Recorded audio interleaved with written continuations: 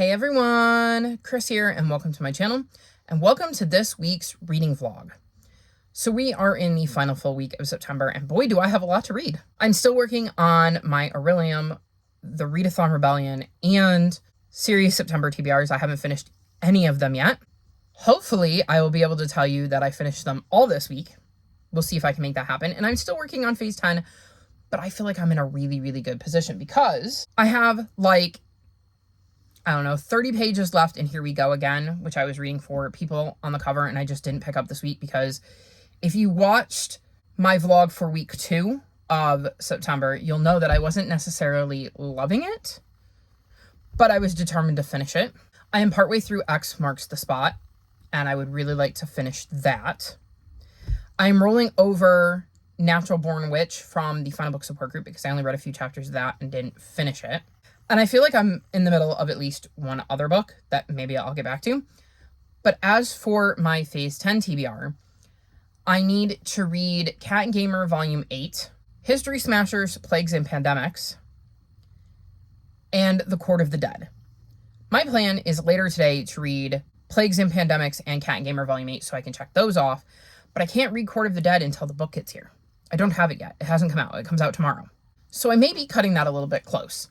The only other book on my Phase 10 TBR that I haven't mentioned is Lament at Loon Landing, which is the poll pick winner from Bookopoly, and I read this last night and gave this 4 stars. This is the 6th book in the Secrets and Scrabbles series, and we follow Ellery, who inherited a falling down mansion from his great aunt along with a failing bookstore, and we have seen him settle into Pirates Cove and start to work on repairing his new house and building up the clientele at the bookstore, along with solving some mysteries and becoming known as a sleuth.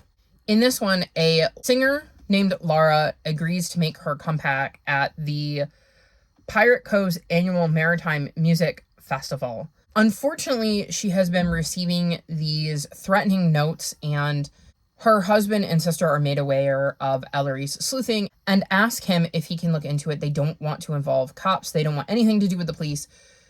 So Ellery agrees and starts to look into things with the idea that if it is deemed to be a credible threat, then they will go to the police.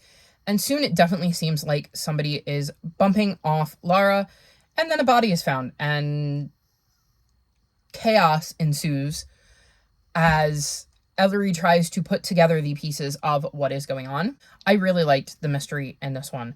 I thought it was very intriguing trying to put together the pieces of what was going on and how all of these things kind of came together. I think if some of the background drama hadn't been going on, I might have given this book a higher rating, but there was definitely some background drama in Ellery's personal life that I didn't love. So I think that brought down my rating a little bit. The mystery, though, had a lot of moving pieces, and that kept me very engaged in this story, and I read it all in one sitting last night before bed. I couldn't put it down, so that's how invested in the mystery I was. I think just the background drama really dragged this book down for me a little bit and made me enjoy it a little bit less. Though I am still definitely invested in the series and curious to see what happens in the next 2 books, which would catch me up on the series. Fingers crossed I can get to those before the end of the year. But this does cross off my poll pick / Becca's Bookopoly for Phase 10, which means I'm literally just down to 3 books, one of which I can't read because it's not here yet, and the other 2, which I plan to get to later today. But then I got up this morning, and while I was waiting for my allergy meds to kick in before I started filming, I picked up Funny Farm. My unexpected life with 600 rescue animals. And I was like, well, I'll read a few chapters while I wait for my allergy meds to kick in, and then I will, get moving. And I proceeded to sit and read the whole thing. Needless to say, this gets 5 stars. I love this. This looks at Lori's life on Funny Farm. She owns a rescue farm that does have 600 animals that have all come from not so great situations that she literally rescued. And this is the story of how she got there. What influenced her in her life, her story that led her to opening up this rescue farm. And you really do get a look at her life. I had never heard of her before, so I don't know that I connected that way the way I would with other memoirs I've read, but I also like that at the end of each chapter, there is this is Animal Tales, Debbie DeGoose. There is a different story about various animals she has rescued over the years and their stories of how they came to be on the farm, or what life is like for them there. And I thought that was a really, really nice touch to make us care about this future farm that we were reading about, how its existence came to be. This ended up being a lot more emotional than I thought it was going to be. I was surprised by that. I went into it braced for the idea of hearing potentially not great situations and maybe having to talk about like lots of animal abuse or something like that that would make me really struggle. And while I'm not going to pretend it was all sunshine and rainbows, because we're talking about animals and farms and some of these animals not coming from great situations, it wasn't as descriptive as I was worried it was going to be, so that definitely helped. I really liked Lori's story. I got really attached to Lori and the farm and the animals and just had a really, really good time. I read this in one sitting. I didn't move. Once I picked it up, I didn't move. Bugsy thought it was great because it meant he had tons of lap time. But that kind of threw off my morning because I had all of these plans and I was like, nope, you're going to just sit and read. So easy 5 stars for this one. That is the start of my week. I'm off to a great start. Like I said, I hope to finish most of my Phase 10 TBR tonight and then devour Court of the Dead whenever it gets here. So I feel fairly confident that I'm going to finish my Phase 10 TBR, which is good because I do need to film Phase 10 and Phase Out and TBR Harvest because, well, that video will definitely be out before this one. So one of the options that Leandra has given us, because there are 3, is what's it called? Like, see, I want to say Tomes and Tea, but that is a book series. We basically have like all of these gravestones and each gravestone comes with its own prompt. And it's like, you can do it as like a scavenger hunt. So like on October 1st, you can either start a book that features the thing on October 1st or find a book on your shelves that has those things and kind of recommend it or something. I decided to take it a bit further and I'm going to pick a book for each and every prompt for that and try to read all 31 books in the month of October. I personally think it's very doable, and I was also very smart. Most of the books are books I own. I think there's only a couple of prompts that didn't immediately spring to mind with a book that I owned, or I had a book that I needed to read, like maybe a series to continue book or series-a-thon or something like that I had slotted in. And so those fit, but for the most part, I want to say like 27 or 28 books are books I own. So that'll be really good when I go to film Phase Out because I can do a lot of crossover there, hopefully. But I suppose we'll see. I haven't played Phase Out or Phase 10, so that is going to be very, very interesting. Especially considering, since I didn't finish my phase, I will probably do Phase 10 first in the hopes that I finish my phase because it's just easier if I finish my phase and then take my cards down to play Phase Out. Because then I don't have to put cards back up. But I guess we'll see. I have time to figure that out. I have a couple of days and yeah, we'll see how it goes. At some point I'm just going to decide I want to film and I will do it. So that will be happening this week as well.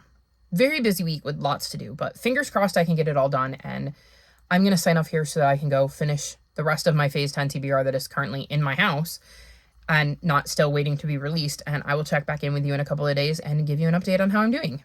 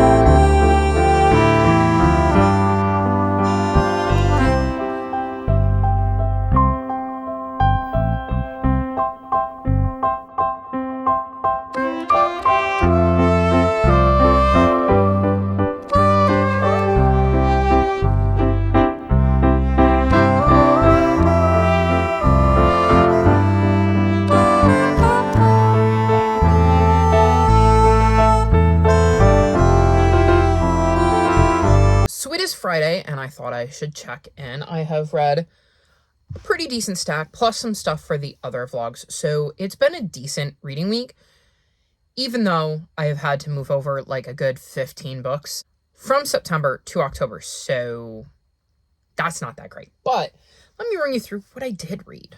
So first up, I read Cat and Gamer Volume 8 and found out at the very end of this that this is the last volume. This was another easy 5 stars. I love this series, and I'm going to be so sad not to be spending time with these cute little kitties and their gamer owner. I'm very curious to see what the spin-off series Cat and Crazy does and whether it has the same kind of charm. So I definitely plan to jump into that sooner rather than later. And Coco, he is trying to do adult activities with Cloudy, or Porky. Coco. No. Coco. No. Porky's not interested. Porky, tell him no. Naughty kitty. Anywho, these kitties are much better behaved than that, and I adore them, and I 1000% will reread this series in the future. So while I'm sad that it's over, I definitely enjoyed the ride, and I believe this is the first manga series I've ever completed, so nice. Then on to a book I didn't enjoy. I ended up giving Here We Go Again 2 stars. So I had said in previous vlogs that this follows Logan and Rosemary, and they had a falling out when they were younger. They had been best friends, but then they had a falling out. As adults, they end up working at the same school. And once summer starts, their old teacher, Joe, who they both are extremely fond of, informs them he is officially dying and he wants to take a road trip across the country to Maine, as he owns property there and that is where he wants to die. And despite their dislike of each other, they both care too much about him to not fulfill his final wish. So they set off on this road trip with Joe. I did not like Logan. I did not like Rosemary. I did not like their relationship. It completely took me out of the story. The only thing I liked about this book was Joe. The reason this is getting 2 stars is Joe, because I genuinely liked Joe and I was invested in his story. And I think if you had told this story from Joe's point of view, it is possible that this could have gotten a 4-star, despite the fact that Rosemary and Logan still would have been in the story. I think I would have found them less annoying from Joe's perspective, and I really, really liked Joe. The only reason I stuck with this book is because I wanted to see Joe's story end. I wanted to find out how all of that came about. I believe last time I checked in, I was like, I don't know, 40 pages from the end, and it took me ages to pick it back up because I had no desire to really pick it back up because I knew it was going to be sad losing Joe. Like, I knew that wasn't going to be fun to read about because grief sucks. And I knew it was coming. So there was no incentive to pick it back up, even though I intended to pick it back up because I wanted to finish Joe's journey. So definitely not my favorite Alison Cochrane, and is definitely not one I would read again. Then I read Girls on the Rise, and I gave this 4.25 stars. This is a picture book that is all about how girls can be strong and smart and raise each other up and really just thrive. It says that this is galvanizing an original poem by presidential inaugural poet Amanda Gorman. Girls and girlhood are celebrated in their many forms, all beautiful, not for how they look, but for how they look into the face of fear. I thought this was really well done. I think it is a great book to put in the hands of little girls. One thing I do want to highlight here is that it is very diverse. I think you can kind of see that on the cover. But we have a character in a wheelchair, and some of us go by she and some of us go by they. So it is highlighting that not all girls use the same pronouns. And let me see. Yeah, here's a good shot. This girl is wearing a badge that says they, she. So I thought that that was really cool to include girls who don't necessarily use she, her pronouns. I thought that was a nice little touch to kind of highlight that there are multiple different ways that girls can be represented or feminine people can be represented. So I think this is just a really good look at that. And I had fun reading it, and I actually have a copy. This is my library's copy, but I actually have a physical copy now. I had forgotten that I had even ordered it. And I definitely think that one of my little one's houses will be getting this book because I think it's really, really good to uplift little girls. Then I read Except Antarctica, and I gave this 4.5 stars, and this follows a turtle who is informed by our narrator and writer of the story that turtles can be found everywhere except Antarctica and says, "Want to bet?" And then sets off to Antarctica and picks up some friends along the way. I thought this was really cute. This is by the same author as Dinosaurs in Space, which I absolutely loved. And it definitely has some of that same humor. I like the art, and I really like that at the end, they have animal facts and facts about Antarctica and climate change and stuff like that. So I think this is a fun book that is also really informative and cute and will click with little ones. Then I read History Smashers Underground Railroad, and I gave this 4.25 stars. This is a middle grade nonfiction that looks into some of the myths and ideas behind the Underground Railroad and gives us the most accurate story based on the information that they can confirm. I think this is a really well done series in general. I've enjoyed all of the books I've read in this series. This one was really interesting. I learned a lot more about the origins of the Underground Railroad, other ways that enslaved people fought back, and I just thought this was a really cool look and highlighted some people that maybe you didn't know were involved in the Underground Railroad, names you didn't hear of, people besides Harriet Tubman, who is obviously one of the most famous people involved in the Underground Railroad, and there are definitely a lot of people who helped. It was a collective that worked together to make this possible. So I thought this was a really, really good look at that, and I definitely feel more well-informed. I just think this is a brilliant series that does a really good job at deep diving into a topic and trying to give the most accurate history they can on said topic based on the information they have. Highly recommend this series if you have middle graders who really like to learn. Then I read The Enchanted Greenhouse, and I gave this 4.5 stars. So this is a companion novel to The Spell Shop. And this follows Turlu, who created a sentient plant, which if you've read The Spell Shop should sound a little familiar, and was punished for it because in this world you are not allowed to cast spells as just a regular person. But she came across a spell, created a sentient plant so that she had somebody to talk to, was found out, and was turned into a statue. That was her punishment. And yet she doesn't stay a statue. One day she wakes up on this island. It's freezing. She has no idea where she is or how she got there, and finds out it's an island of enchanted greenhouses that are failing. She soon finds Yarrow, a grumpy gardener that is the only person left on this island taking care of these greenhouses. He sent for a sorcerer and ended up with Turlu, who has no idea how to cure these magical greenhouses, but doesn't really have anywhere else to go. So she stays and starts to see if maybe she can puzzle out from the former sorcerer's notes how to fix these greenhouses. I did not enjoy this one as much as The Spell Shop, but I did have a really good time with this. It was really engaging. I really liked seeing Turlu figure things out. So much had happened in the time she was a statue, and it was really interesting watching her cope with that and the realization of how much time she has lost. I like the idea of the magical greenhouses and her working with Yarrow to try to figure out what is going on. There's a lot of fun things that happen in this book that I really, really enjoyed, but I don't want to spoil them. I want you to find them out for yourself, so I'm not going to give any sort of details, but I had a really good time with this journey. I just don't think I connected with Turlu as much as I did with the main character from The Spell Shop. Otherwise, this was a fantastic read, and I definitely hope that we're going to get more in this series, because in the author's note, she said, "I have written 30 books, cozy fantasy, epic fantasy, thrillers, fairy tale retellings, books for adults, for teens, for kids, books with talking animals, 2 so far with talking plants." So that makes me think we might come back to this world and get a new story with a new character in a different part of this world. So fingers crossed that happens, because I really like this series and the magic of this world and just the characters we followed and the cozy vibes of these. So very much would look forward to that and very much enjoyed this one. And then the last book I finished is Peril at End House, and I gave this 3 stars. This is a Hercule Poirot mystery. And in this one, a woman named Nick has a couple of accidental brushes with death, but Poirot very quickly susses out that they weren't accidental at all and starts to dig into things to figure out who was trying to kill Nick. The twist at the end was creative. I did not see the ending coming. I did not figure out who done it. And I do love when a mystery stumps me. The problem is that I was not engaged in this.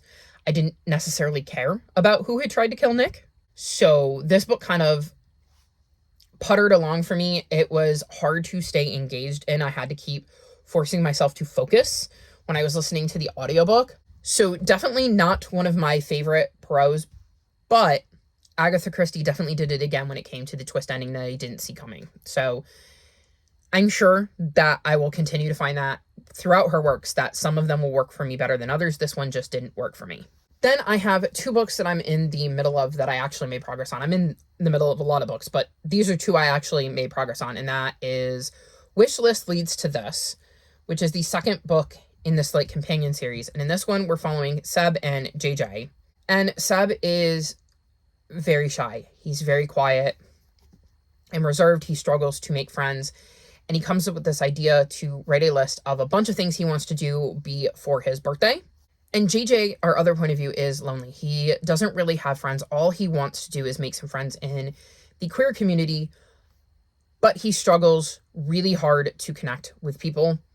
They don't necessarily see him for who he really is, because he likes to surf, he likes to work out, he likes to eat healthy and use protein powder, and he knows all about that, and he gets really animated when talking about those things. So it makes it hard for him to, on the surface, connect with other queer people, because a lot of times they don't even necessarily think he's queer. And so he's just really lonely and struggling.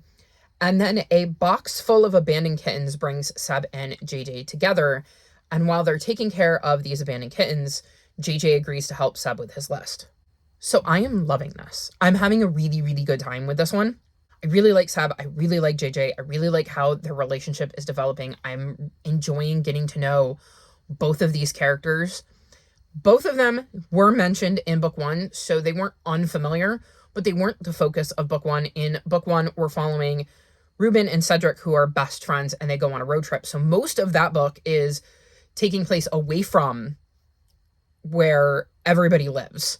So we get brief glimpses of Seb and JJ, but most of that book is about Ruben and Cedric and their journey. I like in this one that the other characters are kind of around a little bit, that we're seeing more interactions with that. I had a feeling, based on what little I knew about Seb, that I was really going to connect with his character, that I was really going to like being in his head. And so far, that has proven true. I believe I'm a little over halfway, maybe like 60% through this book, but it's reading so fast and I don't want to put it down. So I think that this is going to be an easy one to finish, maybe before the end of this vlog. And then the other book I've picked up is The Underwild, River of Spirits, and I am now on page 118. And this follows Senka. She lives in the area between the living and the dead. She works with Charon. She wants to kind of take over for him at some point and help him do his job ferrying souls to the underworld.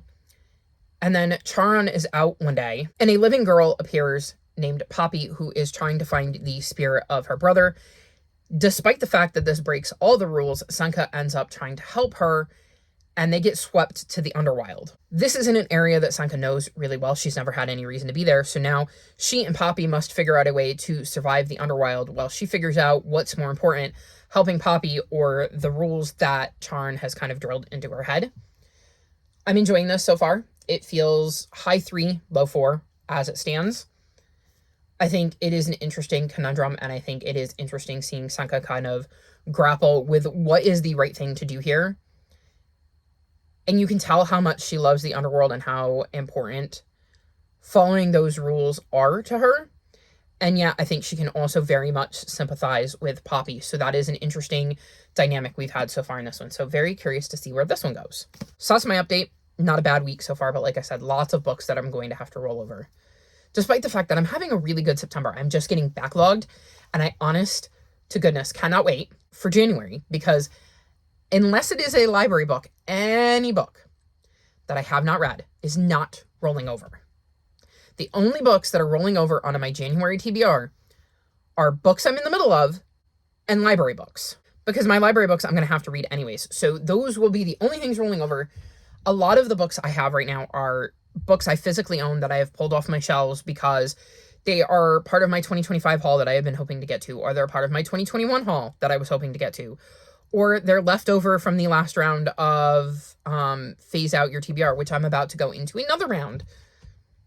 Though I don't think I'm going to be adding too much to my TBR for that, because if you haven't seen my TBR Harvest video, I decided to do the Tombs and Tomes board, and Leandra created a cover prompt for all 31 days of the year, and I decided to go overboard and just find a book for every single prompt and put them all on my October TBR. And I think outside of one, maybe two, I own all of them. Or will own all of them because I've pre-ordered them. So in theory, I should not need to go off of the books I'm already planning to read for Phase Out Your TBR. I actually haven't filmed that yet. That is a tomorrow problem. I filmed Phase 10, but I have not filmed out Phase Out Your TBR. So that is on the to-do list for tomorrow. I was going to do it today, but then my allergies were just atrocious and I really didn't feel good earlier. So by the time I started feeling all right, I rushed to film my 5 on Friday because it was Friday and I needed to get that edited, uploaded, and out, which I did, I think, around like 10:30-ish, maybe closer to 11. And then I wanted to film my TBR Harvest TBR, so I then filmed that. And now I have to edit that, and I'm trying to edit other things, and it's been a mess. So yeah, we'll see how it goes and how much reading I can actually get in the next 2 days. And then hopefully I can focus the last 2 days on doing some minor editing and then just reading as much as I can. But we'll see. And that would be a completely different vlog. So I'm going to wrap this clip up here so that I can go, well, film clips for other vlogs. And I will check back in with you at some point after midnight on Monday.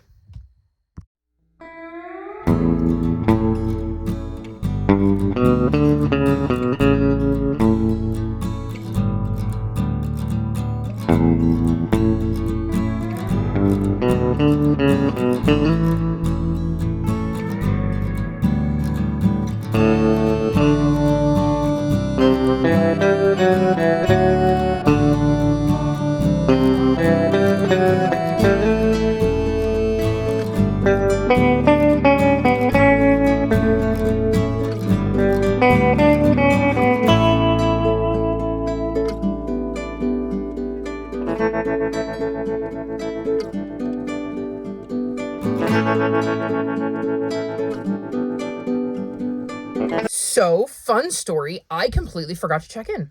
I did so well at making sure I checked in partway through the week that I completely forgot to check in Monday.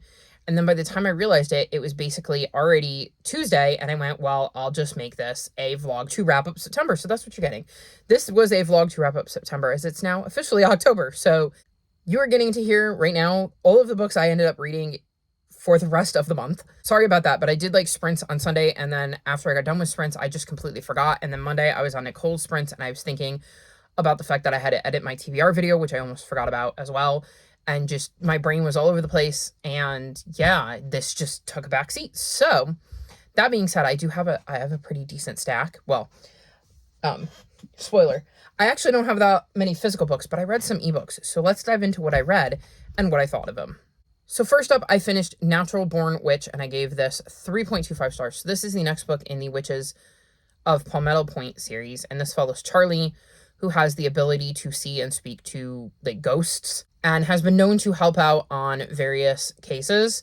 And in this one, she's gotten like a new job opportunity, and we're seeing her deal with that. And I wasn't in love with her new job and some of the new people she was around. I was just not as invested. I can totally see this being a series that may end up getting DNF'd if the next few books kind of go in this direction, because I'm not loving it, but we'll see. It's really hard to talk about because I don't want to give anything away, because talking too much about what she's doing and what is going on would absolutely give a ton of stuff away. But in this one, she's looking for a missing family, and there's definitely some supernatural elements going on. It's not a straightforward missing persons case kind of thing. So her ability to talk to the dead is definitely needed and will be helpful. So she is involved in that, and it doesn't go according to plan at all. But not my favorite. And there were definitely a couple of characters that were introduced in this one that I am not into at all whatsoever. So that'll be interesting with this series going forward. Like I said, we'll see if I end up keeping it, but I don't have any plans at the moment to read more books this year. It is one I can easily dip in and out of, so that makes it a little bit easier. And Cielo is over here, and she's wrecking, like she does. Hopefully there won't be any crashes from her wreck and stuff. Anywho, that's where I'm at with that series. Then I read Wishlist Lead to This, and I gave this 4 stars. This is the second book in this series, and they're like companion novels. So in this one, we're following Seb and JJ, who we met in book 1. Seb is a bit shy and reserved, and right before the pandemic, he moved to Cape Town, South Africa, and then didn't really get to experience his new life in Cape Town, and makes a list of things he wants to do before his next birthday. And his friends end up roping in JJ to help him with one of these items on this list. And when they are supposed to meet up, like right before, JJ ends up finding a box of abandoned kittens, and Seb has been known to foster kittens and works with like the local shelter. So kind of hooks JJ up with what he needs, but they need a place they can foster him, and Seb's roommate is allergic. JJ can foster them, but doesn't really have the expertise, so Seb ends up staying with JJ to help him foster the kittens, because between the two of them, they should be able to cover all of the feedings, because they're still really young and need a lot of attention. And this leads to JJ helping Seb with his list some more, since they're going to be in close proximity anyways. And I was pleasantly surprised by this. I wasn't super into the first book, but I had bought both book 1 and book 2, and figured, based on my perception of Seb and JJ, who I seem to like better from what little I knew of them in book 1, I was curious to see how their story played out in book 2, and I figured I'd at least give it a shot, and I'm glad I did, because I really did end up enjoying their relationship. I really liked seeing them work on this list and how that caused their relationship to grow and develop, and how they got to know each other a little bit better. I think they are both very interesting characters, and it was really fun to get to know them. I also think the kittens added for a lot of fun moments in this novel. My biggest drawback is spicy scenes. There are spicy scenes in this, and they're not for me, and that brought my rating down. But all in all, I had a good time with this one, and I'm glad that I hung on and read the second book in the series. Then I finished River of Spirits, and I gave this 4 stars. This follows Senka, and she is working with Charn to train to eventually be a ferryman. Charn is out one day, and a living girl named Poppy ends up in the underworld looking for the ghost of her brother. Senka tries to stop Poppy from entering, but Poppy is determined to find her brother and ends up falling in the river and getting swept away, and Senka ends up jumping in and going after her, which leads them down into places in the underworld that Senka's never been and is not supposed to go. And now she's got this living girl with her, and they have to try to figure out, 1, where Poppy's brother is, because she's not leaving without him, and 2, how to get out before they get hurt. Along the way, they both kind of learn more about themselves, especially Senka. And I thought that this was a really interesting story. I liked getting this view of the underworld and getting to see it through somebody who is training to be a ferryman's eyes. I think having Poppy know the myths of the underworld is interesting, and it is really neat to see how Senka and Poppy play off each other when it comes to that. I really like the relationship that develops between the two girls, and honestly how Senka changes as a character throughout this book, because she's very rigid and all about the rules in the beginning, but the more she gets to know Poppy and explore, the more she wonders about those rules and their reasoning and if they're always worth following and stuff like that. So I thought that was quite interesting. It's also the first book in a series, and the way this ended makes me very, very curious for what could possibly be happening in book 2. So I'm very curious about that. All in all, I thought this was a decent start to a series, and I look forward to checking out book 2 when it comes out. Then I read The Court of the Dead, and I gave this 4.5 stars. This is the next book in the ever-expanding Percy Jackson universe, or the second book in the Nico D'Angelo Adventures series. I did not enjoy this as much as the first one, but I still had a good time with this one. I really liked some aspects of this one. This one is very hard to talk about without spoiling anything, so I'm going to be very light on details. I really like Nico as a character, and I like getting to see things from his point of view. I think the location we're in for this one really adds some interesting twists to the story. I like the other POV we get because we do get another one, but I don't want to tell you who it is because spoilers. And I think it is interesting what's going on. There are a lot of things I really, really love in this book that I can't tell you what they are because spoilers, but there is a trope in here that I really like, and I just had a really good time with that. And I like how that played out. I thought that the plot moved along at a good pace and that it wasn't too easy to solve the issues they were having. Like, I thought the ups and downs of what they were going through was really well done. And I do really like how this novel tied up. It had me tearing up towards the end, so very much enjoyed this and would love to have another book in Nico's perspective should Rick Riordan feel the urge to write one. Then I finished Manufactured Witches, and I gave this 3.75 stars. So this follows Nat, and he is out on like a train. He is moving from town to town and trying to find work. I believe this is during like the Dust Bowl era.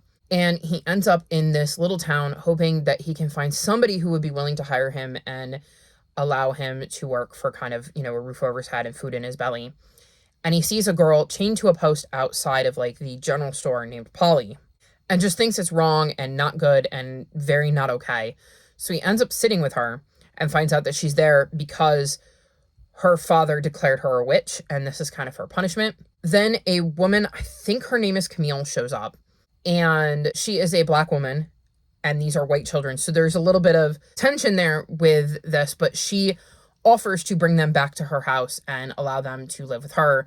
And she is also known to be a bit witchy. And Polly and Nat decide to go with her because it's better than staying where they are. So they go with Camille to her house and realize that maybe the rumors about Camille are not necessarily an exaggeration and have to figure out what to do with their new surroundings and circumstances.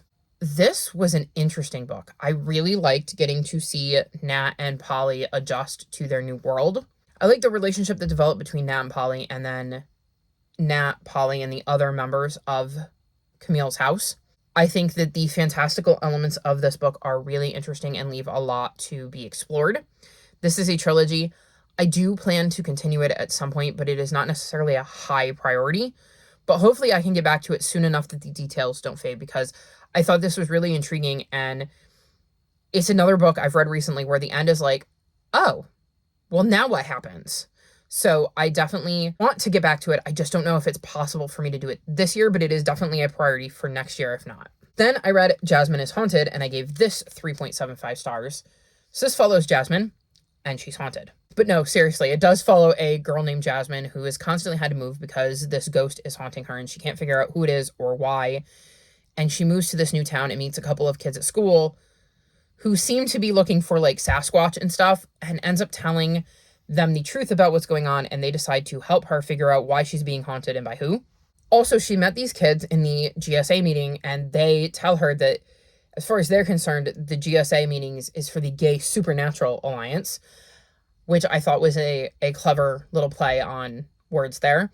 This was a decent book. It wasn't my favorite, obviously, with a 3.75, but I liked the premise of Jasmine trying to figure out why she's being haunted and finally running into kids who are taking her seriously and she feels she can trust, and helping her to be able to prove that she's not just dealing with the grief of losing her father, because that is something that happened a few years ago, but that these are real hauntings and are really happening. And it is interesting to see how the more she and her new friends discover, the more she kind of has to reckon with what is going on and why. Also, I will mention that grief is definitely a part of the story, with Jasmine still struggling with the death of her father. So keep that in mind if you're going to go into this one. I will definitely say that this had the spook factor I was looking for. I purposely saved it for the last day of September because I wanted that kind of transition.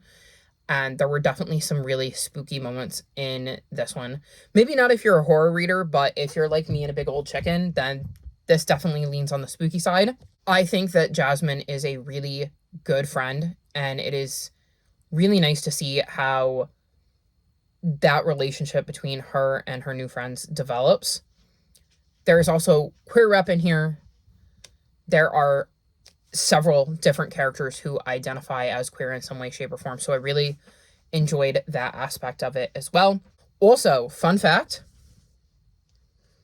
yep, that's right, Mark Oshiro also helps write the Nico D'Angelo stories. And I thought it was a really interesting quinky dink that I picked up 2 books by them at the same time and didn't know it, because it wasn't until I put this one into my spreadsheet that I went, hey, wait a minute, that name looks familiar. Isn't that? And went, yeah, it is. It's the same person. So I thought it was fun that I coincidentally read 2 books by the same author in like a 48-hour period. So definitely want to check out more of Marco Chiro's work, because I had a good time with this one, even if it wasn't my like favorite book I read this week. And then the last book I finished is A Curse for Samhain, and I gave this 3.75 stars. So this book has 2 POVs. We have autistic, gender fluid, vampire Hyde. And our other POV is a witch with an anxiety named Teresa, who is Hyde's crush. One of the leaders of the local coven is murdered, and Hyde and Teresa get involved in kind of investigating, especially when some of the obvious suspects are members of their friend group. I thought this was an interesting start to the series. There is a lot crammed into this book, and I think that brought my rating down a little bit. Is there's so much crammed into this book, and it's maybe like 130 pages, so it's a lot crammed into such a short book. But we meet or hear about all of these different characters, and there's like werewolves and warlocks and witches and vampires and all sorts of other magical beings, and we're learning about them kind of as we go, and it feels a little overwhelming at times, at least in my opinion. I like that Hyde is autistic and gender fluid. They own a shop, and they have 2 signs in the shop, and one of them says like shh or hello or something to that effect. Like, it's a way to let everybody know whether it is a day when they're going to be verbal or nonverbal. And they have another sign that is they, she, because their pronouns switch depending on how they feel on any given day. So Hyde is a very interesting character, and I think she has a very interesting backstory that we only just kind of touched on. And I like her relationship with Teresa and how that kind of develops throughout the book.